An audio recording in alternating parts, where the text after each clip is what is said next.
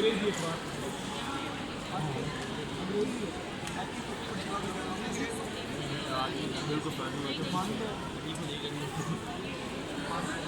बहू, वो नालायक स्कूल चला गया क्या? हाँ जी बाबा जी, बड़ी मुश्किल से भेजा है उसे आज। दानियाल, देखो किसका फोन है, बहुत देर से बज रहा है। हेलो हेलो जी, कौन?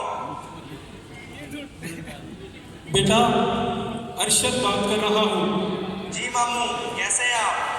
बेटा, मजहम के करीब एक बहुत धमाका हुआ है और अपना हारिस भी।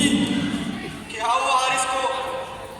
अपना हारिस भी उस धमाके में शहीद हो गया है।